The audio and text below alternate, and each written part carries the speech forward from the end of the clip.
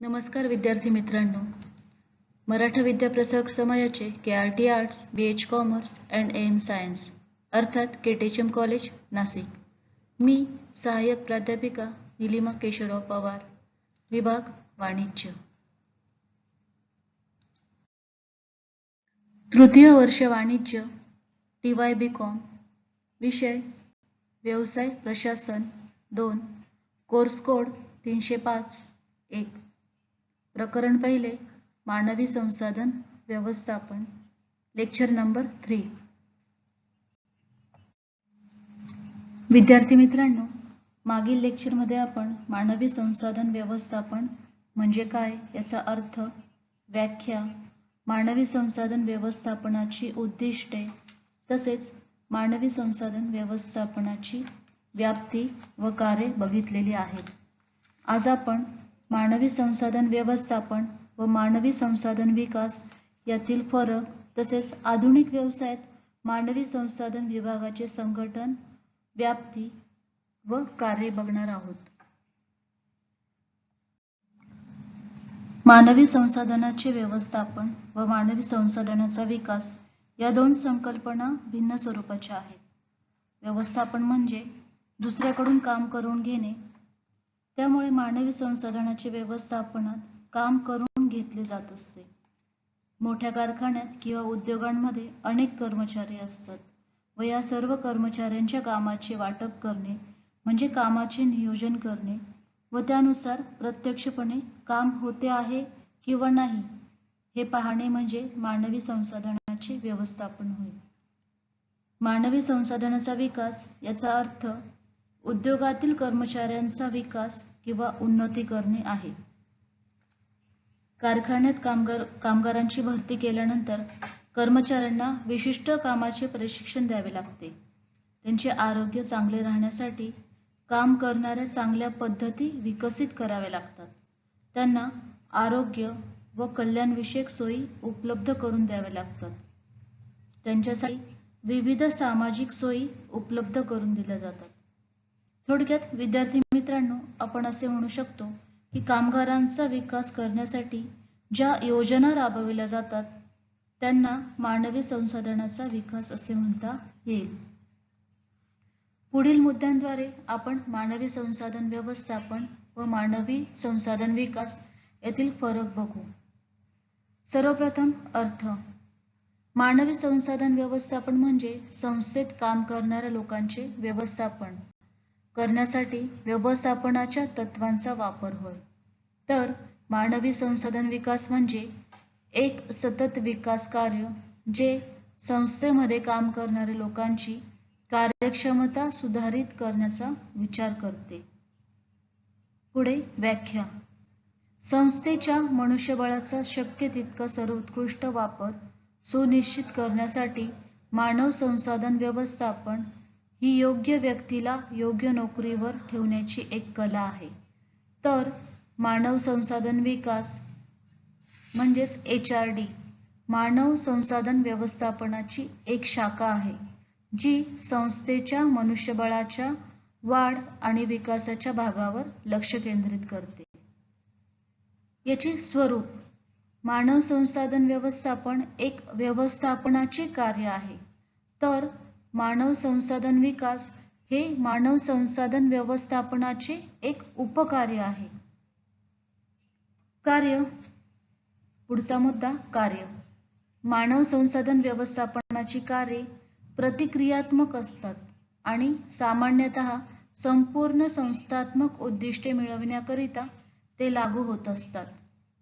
मानव संसाधन विकास कार्य ही सक्रिय कार्य असतात आणि कर्मचाऱ्यांची उत्पादकता वाढविण्यासाठी सातत्याने अर्ज करावा लागत असतो. पुढील मुद्दा उद्देश. मानवी संसाधन व्यवस्थापनाद्वारे कर्मचाऱ्यांची कामगिरी सुधारली जाते, तर मानवी संसाधन विकासाद्वारे कर्मचाऱ्यांची कौशल्ये, ज्ञान आणि क्षमता विकसित केल्या जातात. पुढील मुद्दा ध्येय. मानवी संसाधन व्यवस्थापनाचे उद्दिष्ट कर्मचाऱ्यांच्या एकूण कामगिरीत सुधारण्याशी संबंधित आहे, तर मानवी संसाधन विकासाचे लक्ष्य सहसा कौशल्य विकास, ज्ञान वाढविणे आणि कर्मचाऱ्यांची क्षमता वाढवण्याशी जोडलेले असतात. तसेच आपण असं सांगू शकतो की पूर्वनिश्चित अशी ध्येय पूर्ण करण्यासाठी सर्व कर्मचाऱ्यांकडून पूर्णपणे सहकार्य मिळविणे हे मानवी संसाधन व्यवस्थापनाचे ध्येय आहे. तर पूर्वनिश्चित प्रमाणात उत्पादन करण्यासाठी मानवी संसाधनाच्या कौशल्यांचा आणि क्षमतांचा विकास घडवून आणणे हे मानवी संसाधन विकासाचे ध्येय आहे. पुढील मुद्दा प्रक्रिया. बहुतेक मानवी संसाधन व्यवस्थापन प्रक्रिया ह्या नेहमीच्या असतात आणि जेव्हा आवश्यकता उद्भवली जाते तेव्हा त्या चालविल्या पाहिजे. तर मानवी संसाधन विकास प्रक्रिया या चालू असतात आणि अधूनमधून त्या केल्या जात नाही, तर त्या सतत कार्यरत असतात. पुढील मुद्दा अवलंबित्व. मानवी संसाधन व्यवस्थापन स्वतः एक स्वतंत्र अस्तित्व आहे. यामध्ये भरती आणि धारणा, HRD भरपाई, कामगिरी, मूल्यांकन, व्यवस्थापन इत्यादींचा समावेश असलेल्या वेगवेगळ्या विभागांचा समावेश हा मानवी संसाधन व्यवस्थापनात असतो. तर मानवी संसाधन विभाग हा मानवी संसाधन व्यवस्थापनाची एक उपप्रणाली आहे आणि मानवी संसाधन व्यवस्थापनामधील अनेक कार्ये, विशेषता आणि प्रक्रिया या काढल्या जात असतात. पुढील मुद्दा संबंध. मानवी संसाधन व्यवस्थापनाचा संबंध. यामध्ये मानवी संसाधन व्यवस्थापन हे केवळ लोकांसाठीच चिंता करते. लोकांसाठीच म्हणजे कर्मचाऱ्यांसाठी. यात कर्मचाऱ्यांची भरती करणे, कर्मचाऱ्यांना बक्षिसे देणे, कर्मचाऱ्यांना वेळोवेळी प्रोत्साहन देणे यांचा विचार मानवी संसाधन व्यवस्थापनात होत असतो. तर मानव संसाधन विकास संस्थेच्या सर्व बाबींचा आणि लोकांच्या विकासाशी संबंधित आहे आणि कौशल्य विकास प्रक्रियेचे व्यवस्थापन मानवी संसाधन विकासाद्वारे केले जात असते. यावरून आपण असं सांगू शकतो की मानवी संसाधन व्यवस्थापन हे फक्त कर्मचाऱ्यांच्या बाबतीत विचार करत असते, तर मानवी संसाधन विकास हे संपूर्ण संस्थेच्या बाबतीत विचार करत असते. पुढील मुद्दा औपचारिकता. मानवी संसाधन व्यवस्थापनाचे कार्य सामान्यतः औपचारिक असते आणि वर्ग, प्रयोगशाळा, प्रशिक्षण इत्यादींद्वारे ते लागू केले जात असते. मानवी संसाधन विकास कार्य हे अनौपचारिक असू शकते, जसे की मार्गदर्शन. हे कर्मचारी वरिष्ठांकडून सहसा व्यवस्थापकांकडून प्रशिक्षण घेत असतात. अशा प्रकारे आपण मानवी संसाधन व्यवस्थापन व मानवी संसाधन विकास यातील फरक वरील सर्व मुद्द्यांच्या द्वारे स्पष्ट केलेला आहे. आपण बघणार आहोत आधुनिक व्यवसायात मानवी संसाधन विभागाची संघटन रचना. विद्यार्थी मित्रांनो, साधारणतः प्रत्येक व्यवसायात त्या व्यवसायाची गरज व व्याप लक्षात घेता कर्मचारी विभागाची स्थापना केली जाते. कर्मचारी विभाग कर्मचाऱ्यांच्या भरतीपासून निवृत्तीपर्यंतच्या अनेक कार्यात मदत करत असतो. या विभागासाठी एक अधिकाऱ्याची म्हणून नियुक्ती करण्यात येते. त्याच्या हाताखाली आवश्यकतेप्रमाणे कर्मचारी नियुक्त केले जातात व त्या कर्मचाऱ्यांमार्फत त्याला संस्थेची उद्दिष्टे पूर्ण करावी लागत असतात. कर्मचारी विभागाचे संघटन उद्योग आणि कारखान्याच्या आकार व व्यापावर अवलंबून असते. एकाच प्रकारची संघटन रचना सर्वत्र उपयुक्त ठरत नाही. म्हणजेच प्रत्येक व्यवसायात व्यवसायाच्या आकारमानानुसार व कार्यपद्धतीनुसार व व्यवसायाच्या स्वरूपानुसार त्या व्यवसायाची संघटन रचना ही तयार केली जात असते. आता आपण बघणार आहोत लहान उद्योगातील कर्मचारी विभागाची संघटन रचना. पुढील आकृतीमध्ये आपल्याला ती दर्शवण्यात आलेली आहे. यात वरिष्ठ पातळीवर संचालक मंडळ, त्याच्या खालोखाल प्रमुख व्यवस्थापक, व प्रत्येक विभागाचे व्यवस्थापक हे प्रमुख व्यवस्थापकाच्या अंतर्गत काम करत असतात. त्यात खरेदी व्यवस्थापक, विक्री व्यवस्थापक, कर्मचारी व्यवस्थापक व हिशोब व्यवस्थापक आपल्याला दिसून येत आहे. साधारणतः जेथे 1000पेक्षा कमी कर्मचारी असतात अशा उद्योगाला लहान उद्योग समजले जाते व अशा उद्योगात कर्मचारी विभाग उघडलेला असतो किंवा नसतोही. कर्मचारी विभाग उघडलेला असेल तर या विभागासाठी कर्मचारी व्यवस्थापकाची नियुक्ती केलेली असून तो कर्मचारी विभागाच्या कार्यासाठी जबाबदार धरला जात असतो. संघटनेतील कर्मचारी धोरणे राबविण्यासाठी हा विभाग उच्च व्यवस्थापनाला मदत करीत असतो. तसेच हा विभाग उच्च व्यवस्थापनाला फक्त सल्ला देण्याचे काम करतो. उच्च व्यवस्थापनाने घेतलेल्या कोणत्याही कृतीला तो जबाबदार धरला जात नाही.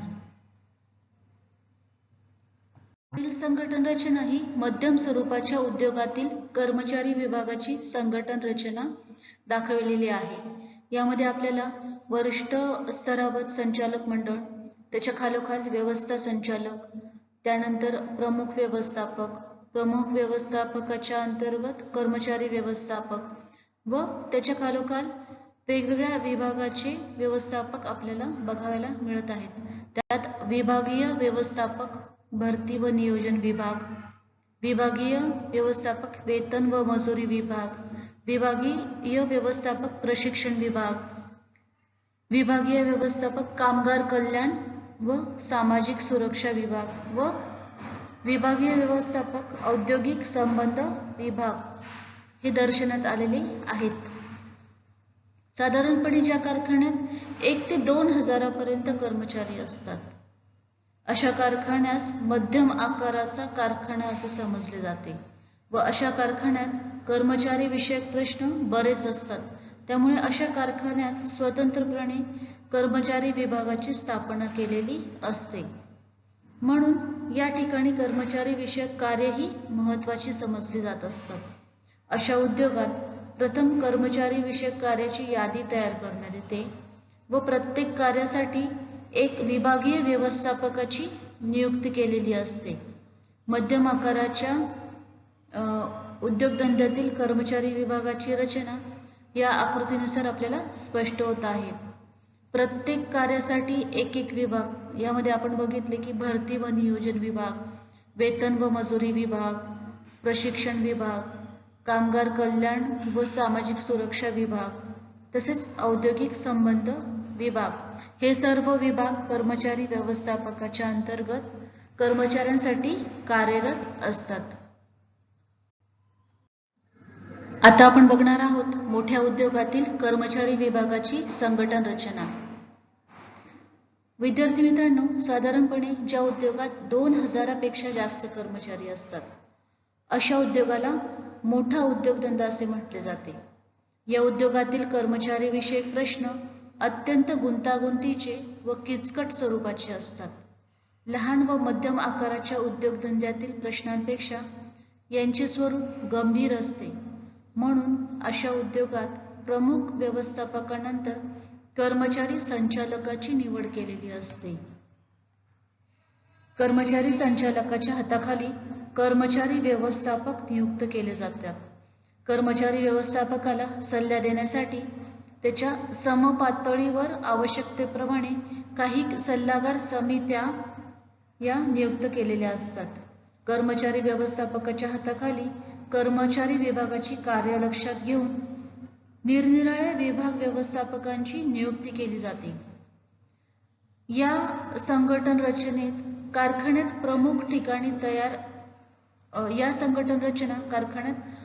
ठिकाणी तयार केलेल्या असतात.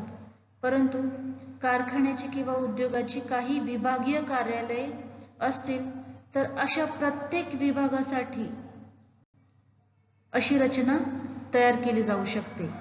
मोठ्या आकाराच्या उद्योगातील कर्मचारी विभागाची संघटन रचना ही पुढील प्रमाणे आपल्याला दाखवता येईल. यात संचालक मंडळ असते, त्या खालोखाल व्यवस्था संचालक असतात, त्याच्या खालोखाल प्रमुख व्यवस्थापक असतात, या प्रमुख व्यवस्थापकांच्या खालोखाल वेगवेगळ्या प्रकारचे व्यवस्थापक असतात. मग मानवी संसाधन विभागासाठी कर्मचारी व्यवस्थापक हा नेमला जातो. त्याला सल्ला देण्यासाठी वेगवेगळ्या सल्लागार समित्या नेमल्या जातात व त्याच्या अंतर्गत वेगवेगळ्या विभागाचे सब विभाग हे तयार केले जातात.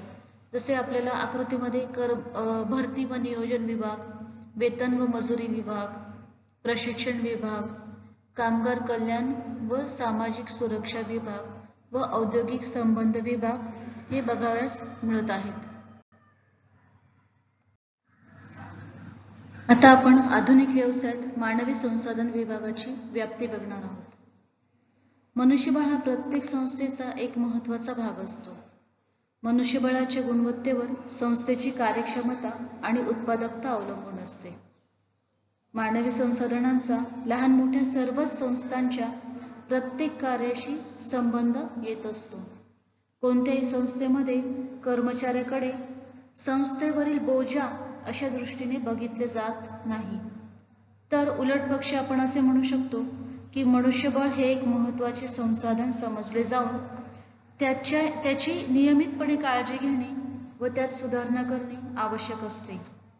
किफायतशीर उत्पादने आणि सेवा निर्माण करण्यासाठी कार्यक्षम कर्मचारी वर्ग तयार करणे हा मानवी संसाधन व्यवस्थापनाचा मुख्य हेतू आहे. म्हणून मानवी संसाधन व्यवस्थापनाची व्याप्ती आपण पुढील मुद्द्यांद्वारे स्पष्ट करू. पहिला मुद्दा, मनुष्यबळ टिकवून ठेवणे. वेतन, कामाचे तास, कामाची परिस्थिती, आरोग्य सुरक्षितता, परस्पर संबंध, अवांतर लाभ या बाबतीत कर्मचाऱ्यांना समाधानी ठेवून त्यांना संस्थेत टिकवून ठेवले जात असते व ते मानवी संसाधन विभागाद्वारे केले जाते. दुसरा मुद्दा, आवश्यक ते मनुष्यबळ प्राप्त करणे.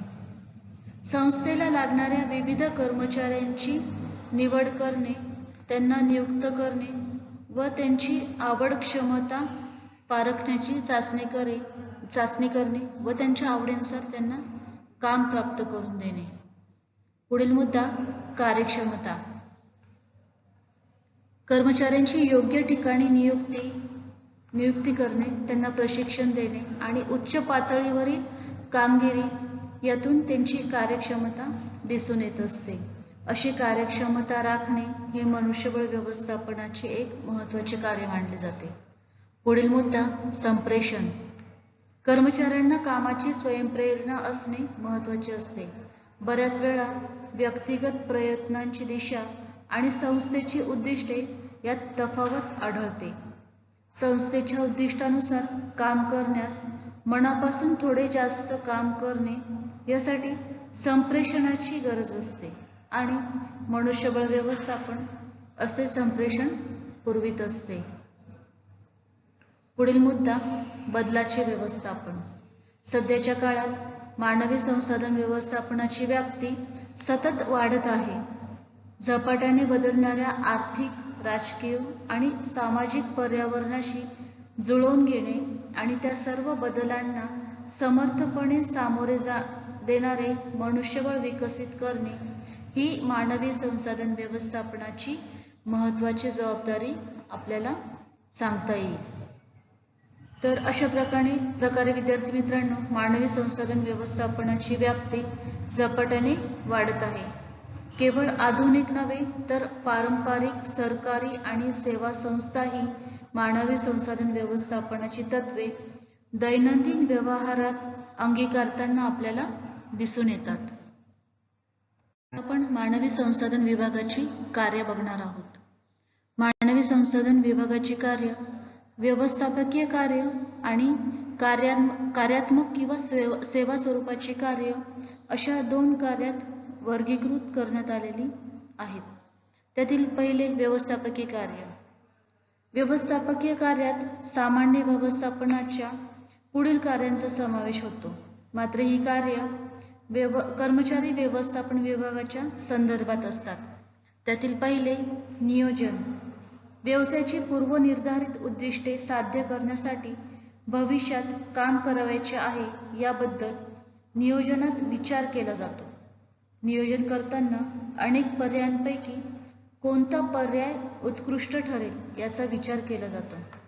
थोडक्यात विद्यार्थी मित्रांनो, थोडक्यात आपण असे सांगू शकतो की नियोजनात काय, केव्हा, कोठे, कसे आणि कोणी काम करावयाचे हे ठरविले जात असते. कर्मचारी व्यवस्थापकाला कर्मचाऱ्यांच्या विविध पैलू किंवा कामांसंबंधी नियोजन करावे लागत असते. दुसरे कार्य संघटन. संघटनेची उद्दिष्टे नियोजनबद्ध पद्धतीने साकार करण्यासाठी संघटनेचा वापर केला जातो. त्यामुळे कर्मचाऱ्यांचे अधिकार व जबाबदाऱ्या ठरविण्यात येतात व कर्मचाऱ्यांमध्ये उच्च नीचतेच्या आधारावर संबंध निर्माण केले जातात. कर्मचारी व्यवस्थापनातही संघटन आवश्यक आहे. त्यामुळे कर्मचाऱ्यांची कामाचे विभाजन केले जाते. त्यामध्ये समन्वय साधला जाऊन प्रत्येकाचे अधिकार व जबाबदाऱ्या ठरवून दिल्या जात असतात व त्याचा परिणाम पूर्वनिर्धारित उद्दिष्टे पूर्ण करण्यास मदत होत असते. पुढील कार्य संचालन करणे. व्यवसायात निर्देशन किंवा संचालन हे व्यवस्थापनाचे महत्त्वपूर्ण कार्य आहे. निर्देशनामुळेच व्यक्तिसमूह कार्यप्रवृत्त केला जाऊन त्यांना प्रत्यक्ष कामाला लावले जाते. कर्मचारी व्यवस्थापनात कर्मचाऱ्यांनी संस्थेची उद्दिष्टे पूर्ण करण्यासाठी त्यांना निर्देशित केले जाते. त्यांना विविध प्रकारच्या प्रेरणा व प्रोत्साहने दिले जातात. कर्मचाऱ्यांना काम करण्याचे आदेश दिले जाऊन वेळोवेळी त्यांना मार्गदर्शनही केले जात असते. पुढील व्यवस्थापकीय कार्य नियंत्रण करणे. नियंत्रण व्यवस्थापनाचे शेवटचे पण अत्यंत महत्त्वाचे कार्य आहे. कर्मचारी विभागाने ठरविलेल्या योजना प्रत्यक्षात कशा रीतीने कृतीत येत आहेत हे नियंत्रणात पाहिले जाते. पूर्वनिर्धारित योजना व प्रत्यक्ष कामकाज यात फरक येत असेल तर फरकाची कारणे शोधली जातात व त्यावर सुधारात्मक उपाययोजना केल्या जातात. कर्मचारी विभागाद्वारे कर्मचाऱ्यांवर नियंत्रण ठेवण्यासाठी त्यांच्या कार्याचे मूल्यमापन केले जाते. त्यांची प्रगती किंवा अधोगती तपासली जाते. यावरून त्यांच्या संबंधी भविष्यकालीन निर्णय घेतले जातात. विद्यार्थी मित्रांनो, थोडक्यात कर्मचाऱ्यांवर नियंत्रण ठेवण्याचे काम कर्मचारी विभागाला करावे लागत असते. आता आपण कार्यात्मक किंवा सेवा स्वरूपाची कार्य बघूयात. त्यातील पहिले कार्य कर्मचारी संपादन करणे. कर्मचारी व्यवस्थापनाचे सर्वात महत्त्वाचे कार्य म्हणजे विविध प्रकारचे कर्मचारी मिळवणे हे आहे. उद्योगात वरिष्ठापासून कनिष्ठापर्यंत अनेक कर्मचारी लागत असतात. त्यामुळे योग्य पात्रता व गुणवत्तेचे कर्मचारी या विभागास नियुक्त करावे लागतात. संघटनेची उद्दिष्टे पूर्ण करण्यासाठी आवश्यक इतके कर्मचारी मिळवणे किंवा संपादन करणे यामध्ये कर्मचाऱ्यांची निवड व भरती यांचा प्रामुख्याने समावेश होत असतो. कर्मचाऱ्यांची भरती करण्यापूर्वी कोणत्या प्रकारचे, किती, केव्हा कर्मचारी लागतील याचा अंदाज घेतला जात असतो. कर्मचाऱ्यांची भरती करण्यासाठी भरतीच्या अनेक पद्धतींपैकी संस्थेला योग्य ठरणाऱ्या पद्धतीचा अवलंब केला जातो. उदाहरणार्थ प्रत्यक्ष भरती, मध्यस्थाद्वारे भरती, ठेकेदारांद्वारे भरती, दरवाजा भरती, रोजगार विनिमय केंद्रांद्वारे भरती, शैक्षणिक संस्था व कामगार संघटनांद्वारे भरती. पुढील मुद्दा कर्मचाऱ्यांचा विकास. कर्मचाऱ्यांची भरती व निवड केल्यानंतर त्यांना प्रत्यक्ष कामाच्या ठिकाणी पाठविले जाते. कामाचे स्वरूप साधे व सरळ असेल तर त्यांना प्रशिक्षण देण्याची गरज नसते. मात्र अनेकदा कर्मचाऱ्यांची गुणवत्ता व प्रत्यक्ष काम यात तफावत असते, म्हणून कर्मचाऱ्यांना प्रशिक्षण द्यावे लागते. बढती देण्यापूर्वीही त्यांच्या कामाचे मूल्यमापन करावे लागते. मूल्यमापनाचा अहवाल अनुकूल असेल तर बढती देण्यात अडचण येत नाही. शिवाय कर्मचाऱ्यांना आर्थिक व आर्थिकेतर प्रेरणा देखील दिल्या जातात. आर्थिक प्रेरणेमुळे कर्मचाऱ्यांचे उत्पन्न प्रत्यक्षात वाढते. उदाहरणार्थ बोनस, बक्षीस, रजा न भोगल्यास मिळणारे वेतन इत्यादी आर्थिक प्रेरणेसोबत कर्मचाऱ्यांना आर्थिकेतर प्रेरणाही दिल्या जात असतात. त्यामध्ये उदाहरणार्थ आपण सांगू शकतो, कर्मचाऱ्यांना कल्याणविषयक सोयी उपलब्ध करून देणे, काम करत असताना सुरक्षिततेच्या दृष्टीने प्रयत्न करणे, कर्मचाऱ्यांच्या आरोग्यासाठी आरोग्यविषयक सुविधा उपलब्ध करून देणे, तसेच कर्मचाऱ्यांना व्यवस्थापनात सहभागी करून घेणे, अशा अनेक प्रकारच्या प्रेरणांच्या माध्यमाने कर्मचाऱ्यांची कार्यक्षमता वाढविण्याचा प्रयत्न केला जातो. विद्यार्थी मित्रांनो, थोडक्यात आपण असे सांगू शकतो की कर्मचाऱ्यांचा सर्वांगीण विकास करण्यासाठी कर्मचारी व्यवस्थापन जबाबदार असते. पुढील कार्य, कर्मचाऱ्यांचा मोबदला. कर्मचाऱ्यांच्या मेहनतीमधून उत्पादनाचे स्वप्न साकार होत असते. म्हणून कर्मचाऱ्यांना योग्य मोबदला देण्याची जबाबदारी कर्मचारी व्यवस्थापनाची असते. कर्मचाऱ्यांच्या वेतन व मजुरीचे दर ठरविताना कर्मचाऱ्यांच्या मूलभूत गरजा, कामासाठी लागणारी कौशल्य, किमान वेतन, कायद्यातील मजुरीबाबतच्या तरतुदी, उद्योगाची मजुरी देण्याची क्षमता, स्पर्धकांच्या मजुरीचे धोरण इत्यादी बाबी लक्षात घ्याव्या लागत असतात. कर्मचाऱ्यांना प्रामुख्याने वेळेनुसार व कार्यानुसार वेतन देण्यात येत असते. वेळेनुसार वेतन देण्याच्या पद्धतीत कर्मचाऱ्याची कार्यक्षमता लक्षात न घेता ठराविक कामासाठी सर्वांना समान वेतन दिले जाते. मात्र कामानुसार वेतन पद्धतीत कर्मचाऱ्यांची कार्यक्षमता लक्षात घेऊन त्यांना वेतन देण्यात येत असते. वेतनाशिवाय कर्मचाऱ्यांना बोनस कायद्यातील तरतुदीनुसार बोनसही दिला जातो. अनेक कारखान्यात वेतन देण्याच्या प्रेरणात्मक पद्धतीचाही वापर केला जात असतो.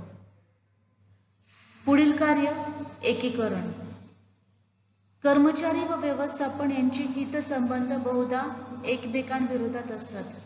या दोन घटकांच्या संबंधात सामंजस्य निर्माण करण्याचे अत्यंत कठीण कार्य कर्मचारी व्यवस्थापकाला करावे लागते. या संदर्भात प्रमुख अडचण अशी असते की अपुऱ्या संदेशवहनामुळे त्या निर्माण होत असतात. उद्योगात योग्य संदेशवहन होण्यासाठी ते दोन्ही बाजूने होणे आवश्यक असते. पण अनेकदा मालक व कर्मचारी यांच्यामध्ये आडमुठेपणामुळे संदेशवहन होत नाही व अशा वेळी कर्मचारी व्यवस्थापन विभागाची भूमिका अत्यंत महत्त्वाची ठरत असते. तसेच कारखान्यात शिस्तीचे वातावरण असावे लागते. विद्यार्थी मित्रांनो, थोडक्यात आपण असे सांगू शकतो की कर्मचारी व मालक या एकाच नाण्याच्या दोन बाजू असल्या तरी त्या परस्पर पूरक असणे आवश्यक असते. पुढील कार्य, कर्मचाऱ्यांचे स्थैर्य. कर्मचाऱ्यांना आपल्या संस्थेबद्दल विश्वास वाटून आदर निर्माण झाला तरच ते संस्थेत दीर्घकाळ काम करतात. त्यांची कामाबद्दलची व संस्थेबद्दलची निष्ठा वाढते. परंतु असे वातावरण निर्माण करण्याची जबाबदारी कर्मचारी विभागाची असते. कर्मचाऱ्यांचे कामाचे स्थान चांगले असले, त्यांना आरोग्य, घर, मनोरंजनाच्या सोयी, विश्रामगृहे, उपाहारगृहे, प्रवास या सोयी उपलब्ध करून दिल्यास ते दुसऱ्या संघटनेत जाणार नाहीत. पुढील मुद्दा, कर्मचाऱ्यांचे मूल्यमापन. कर्मचाऱ्यांची भरती केल्यानंतर पुढे ठराविक कालावधीनंतर त्यांच्या गुणांचे व कामाचे मूल्यमापन करण्यात येते. हे मूल्यांकन करणे अवघड असले तरी कार्यक्षम कर्मचाऱ्यांवर अन्याय होणार नाही यासाठी ते आवश्यक आहे. मूल्यांकन करण्याची जबाबदारी कर्मचारी विभागाची असते. पुढील मुद्दा, कामगार संघटनांना मान्यता. कर्मचाऱ्यांचे हितसंबंध जोपासण्यासाठी ते एकत्र येऊन कामगार संघटना निर्माण करतात. पूर्वीच्या काळी श्रमिक संघटना म्हणजे केवळ मालकाविरुद्ध काम करणाऱ्या संघटना असा गैरसमज होता. परंतु अलीकडच्या काळात कामगार संघटना या रचनात्मक व विधायक स्वरूपाचे कार्य करताना आपल्याला दिसतात. म्हणून त्यांना व्यवस्थापनाची मान्यता दिली पाहिजे. बहुतेक उद्योगधंद्यातील कामगार संघटनांना मान्यता असून त्या कामगारांच्या हिताचे चांगल्या प्रकारे संवर्धन करीत असतात. विद्यार्थी मित्रांनो, थोडक्यात कामगार संघटनांना मान्यता देण्याची जबाबदारी ही कर्मचारी विभागाची असते. अशा प्रकारे आपण कर्मचारी मानवी संसाधन विभागाची कार्ये सविस्तरपणे अभ्यासलेली आहेत. विद्यार्थी मित्रांनो, आज आपण आधुनिक व्यवसायात मानवी संसाधन विभागाचे संघटन, व्याप्ती व मानवी संसाधन विभागाची विविध कार्य सखोलपणे अभ्यासलेली आहे. पुढील लेक्चरमध्ये आपण मानवी संसाधन नियोजन, मानवी संसाधन नियोजनाचे स्वरूप, त्याची व्याप्ती तसेच कार्यविश्लेषण, त्याची कार्यविश्लेषणाची प्रक्रिया, कार्यविश्लेषणाचे महत्त्व अभ्यासणार आहोत.